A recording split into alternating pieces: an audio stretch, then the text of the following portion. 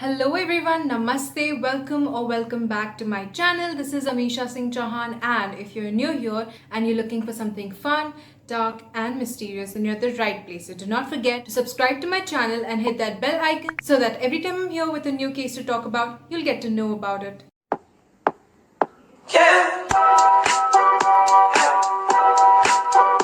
So, previously in my channel, I covered the case of Elizabeth Fritzl, and today I'm going to cover the case of Blanche Monnier. The reason why I mention Elizabeth Fritzl over here is because both of these cases have a lot of similarities. Apart from the different timeline and places, the similarity over here is that Elizabeth Fritzl and Blanche Monnier were kept as a hostage, were locked up in a room by one of their own parent. In Elizabeth Fritzl's case, it was her father, Joseph Fritzl, and in Blanche Monnier's case, it was her own mother, Mademoiselle Louise Monnier de Maucronet. Now, if you're someone who hasn't seen my video on Elizabeth Fritzl, I'll put the link in the description. You can check it out after this video. Now, back to the case of Blanche Monnier. On 23rd of May 1901 in France, the Paris Attorney General received a letter written by an anonymous person. I'm going to read an English translation of one of the parts of this letter. I have the honor to inform you of an exceptionally serious occurrence. I speak of a spinster who is locked up in Madame Monnier's house, half-starved and living on a putrid litter for the past 25 years. In a word, in her own filth. End quote.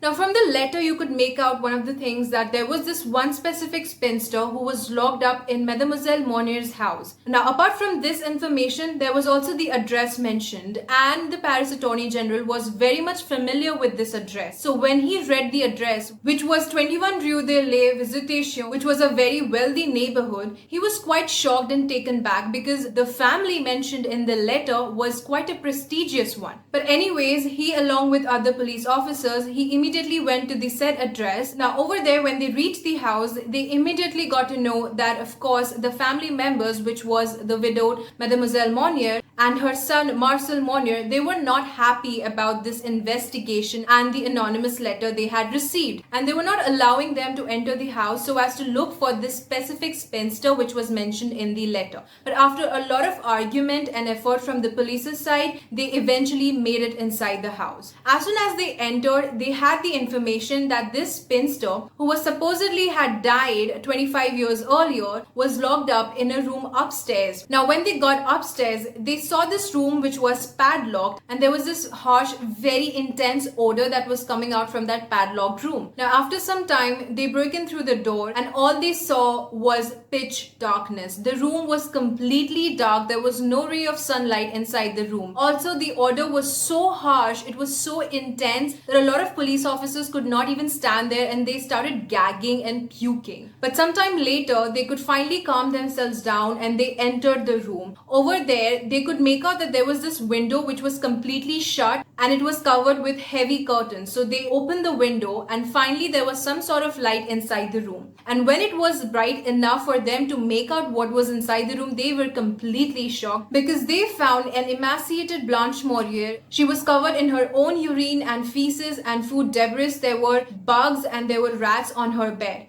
One of the police officers described this exact moment in one of his reports, which stated, "The unfortunate woman was lying completely naked on a rotten straw mattress. All around her was formed a sort of crust made from excrement, fragments of meat, vegetables, fish, and rotten bread. We also saw oyster shells and bugs running across Mademoiselle Monnier's bed. The air was so unbreathable, the odor given off by the room was so rank that it was impossible for us to stay any longer to proceed with our investigation." End quote. Blanche Monnier was 49 years old when she was rescued by the police officers. She weighed only 55 kgs, and when they found her in that room naked, she was scared and she was deranged, not my terms. She was also hiding herself under the filthy blanket. It is pretty much obvious why, because she was in this dark room for more than 20 years. She had no exposure to light. Also, she had next to no connection to any human contact, and here there were a lot of men inside her room with sunlight. So obviously she was not taking this well and she was really scared. But as soon as the police officers saw her, they wrapped her in a blanket and took her to the hospital in Paris. Now, when the doctors saw her, the first thing that came into their mind was was she won't be able to make it for long. She was in complete distorted state. She was underweight, practically starved, and obviously she could not even make proper sentences.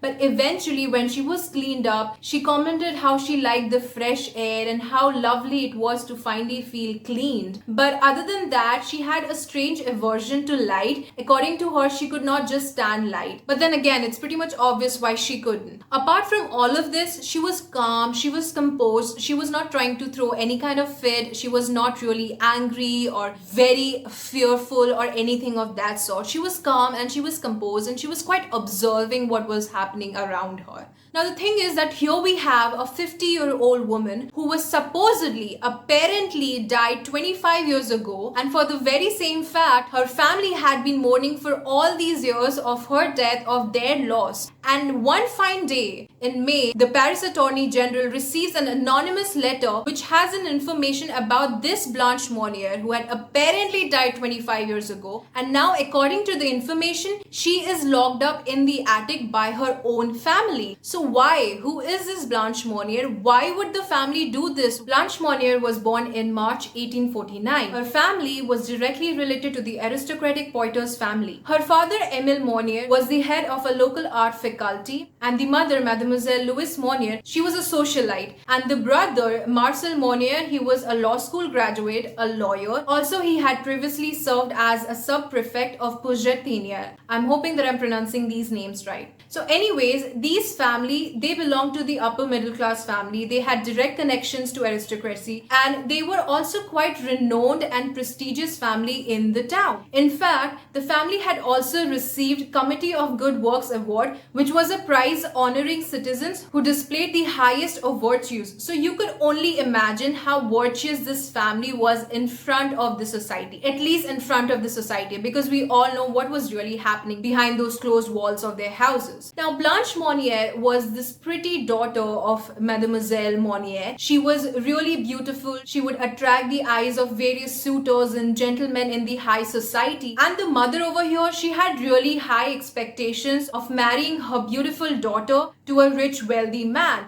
But over here, Blanche Monnier, who is described as a very joyous and playful woman, she was madly in love with this penniless lawyer. Again, not my words. Now, this penniless lawyer was not only penniless, obviously, but he was also much older than Blanche Monnier. And like you can guess, the mother, the family was not happy with this. The mother had a lot of expectations and Blanche Monnier was not really working on them. Blanche Monnier was really stubborn and she was very strong and adamant on the fact that she wanted love more than anything else. And she would go to any extent to be with this man. And obviously the mother in very specific did not like this. So she, along with her son Marcel, they plotted this plan. Now one day when Blanche Monnier came back from shopping from the market, she was trapped and chained to the bed and immediately locked upstairs in a room which was padlocked and it was completely dark. Now initially the mother had plotted that she would only lock her to some point. Like she expected that after some time the daughter Blanche Monnier, she would just give up on her love. But that did not happen. Now, in 1885, because of some unknown reasons, this man, the penniless lawyer slash the lover, he died.